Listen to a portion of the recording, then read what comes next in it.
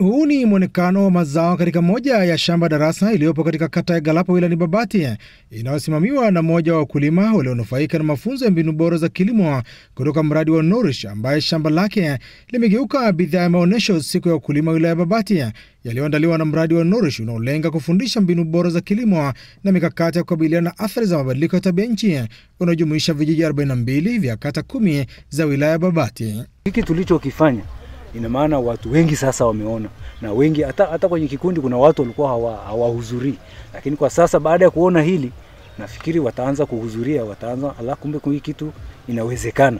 Alizeti tu ni robo, mtama robo, maharage ndio nusu eka, lakini kwenye hii robo natarajia kuvuna kama gunia 3 hadi 4 kwa makadirio yangu mimi kama mkulima. So kwa upande wa mtama lishe tofauti ni kubwa, kwa sababu kabla ya kufikiwa na hili shirika tulikuwa tunapanda kihorera, tulikuwa tunapanda kienyeji, na tulikuwa hatuoni matunda mazuri kwa sababu tunalima kihorera zaidi. Na baada ya kupata elimu kutoka shirika la Nourish, tumeenda kupanda kitaalam, na sasa tofauti ni kubwa. Mimi nimenufaika sana na hii mbegu ya Gora 4 na Gora 6. Hii 4 ni nzuri zaidi kuliko ile 6, kwa sababu 6 inapanda juu kidogo, alafu na kichwa chake sio kikubwa zaidi. Lakini huu uzalishaji wake tunaona, ukiangalia hata wewe mwandishi wa habari, angalia tu mwenyewe vile ilivyopendeza. Nilipata mbegu kama hii hapa, unaona ya maharage ambayo Iringa, upandaji wake utaalamu tu, sisi tumeona kwamba mbegu tunazo, lakini tunapanda sio kitaalamu. Sijawahi kuona maonyesho mazuri ambayo nimeona kama haya yaliyofanyika Galapo safari hii. Kwa mfano kama hii alizeti, siku ile tulipokuwa tunapanda mimi nilikuwepo, na siku tunapanda huu mtama nilikuwepo, ilikuwa siku moja pamoja na hii. Lakini watu wengi walikaa nje ya eneo la maonyesho ya upandaji, na mimi ni miongoni mwa wale tulikuwa tunapanda, lakini tulikuwa tunadharau kwa sababu kutokujua. Naomba watu wote waliokaa siku ile nje ya eneo la shamba darasa wamombe Mungu msamaha kabisa. Tumenufaika kwanza sisi kama wakulima viongozi, tumenufaika kwa sababu ya kupata elimu. Baada ya kupata hiyo elimu, kwa kweli tumeendelea kwenda kueneza kwa wakulima wenzetu, na hata wakulima wamepokea elimu hii, na hata pia wamekuja kugundua kwamba wanaweza wakakabiliana na hali halisi ya hali ya tabia nchi. Wakipanda mbegu hizi wananufaika. Kwa majina naitwa Ali Yakura, ni mtaalamu wa kilimo halmashauri ya Babati.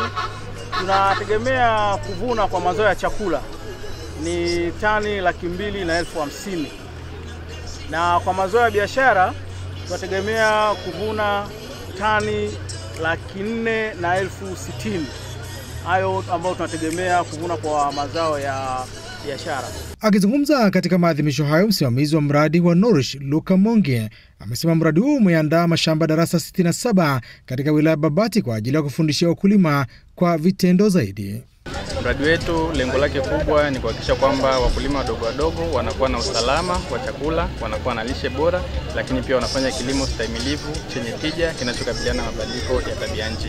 Hivyo kwenye siku ya leo tumeweza kuwafananisha wakulima pamoja na makampuni mbalimbali ambayo yanatoa pembejeo za kilimo, ikiwa ni sehemu ya kutoa elimu ya mbinu bora za kilimo, ikiwa ni sehemu ya masuala ya mbegu bora, pembejeo bora za kilimo, kwa lengo la wakulima kupata ile elimu na kwenda kuitekeleza kwenye majumba yao. Mradi unatumia mashamba darasa kama sehemu ya kutoa elimu kwenye jamii, ambapo kwenye kila kijiji ambacho tunatekeleza mradi unakuwa na shamba darasa kwa ajili ya wanajamii kujifunza pale ili waweze kwenda kutekeleza zile mbinu bora kwenye maeneo ya nyumbani.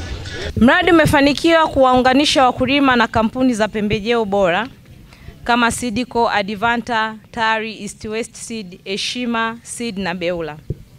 Mradi umefanikiwa kuwawezesha mashamba darasa kwa pembejeo bora na viuatilifu. Mradi umefanikiwa kuanzisha mashamba darasa 67 ambapo 47 ni alizeti, 42 ni ya maharage lishe, 10 ni ya viazi lishe na 37 ni ya mtama.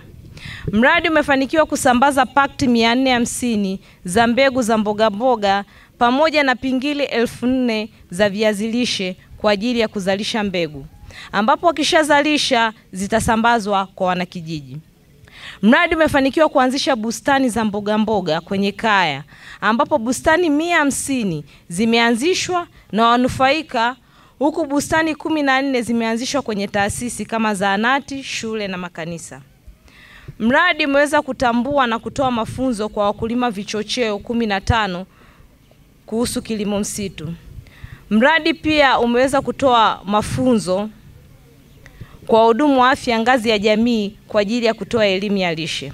Mgeni rasmi katika maadhimisho hayo, katibu tawala wa wilaya Babati Halfan Matipula ameshukuru mradi huo wa Nourish na kusisitiza wakulima kuzingatia mafunzo hayo ili kuongeza uzalishaji wa chakula na kujiinua kiuchumi. Pamoja na kulima, lakini lazima tuzingatie pia tunalima kwa tija.